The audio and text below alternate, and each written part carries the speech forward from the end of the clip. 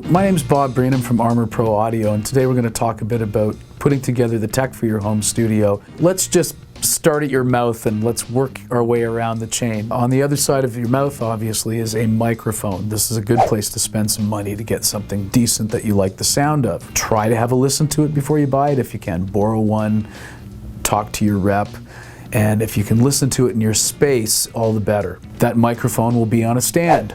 You should probably have a pop screen to look after plosives, the P's that make big explodey sounds in your speakers. And then you need a cable. The cables are not free, and good cables do make a difference. Get a good cable. The voltage that a microphone produces is very, very small. So the preamp's job is quite important because it's going to take that little voltage and make it loud enough for the computer and the speakers to work with. The preamp often is part of some kind of interface system that allows you to connect to your computer with USB. So the better interface you can buy, the better sound you're going to get. It's really the stage of getting into the computer and getting out of the computer that makes the difference. Free software manipulates audio just about as well as expensive software, especially for recording a human voice. And then on the other side of that, your interface will look after the output of the audio, which you're then going to feed to a set of headphones.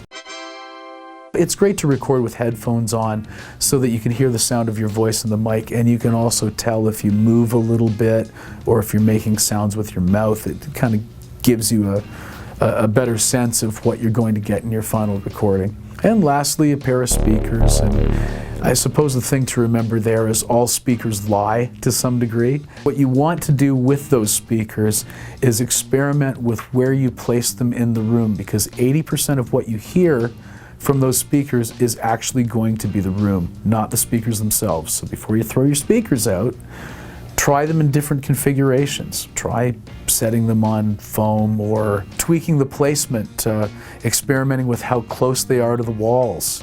The speaker's good for a reference. You really want to worry about the front end before the computer. The microphone, the preamp, the converters or the interface that goes into the computer. After that, you can always upgrade that stuff later.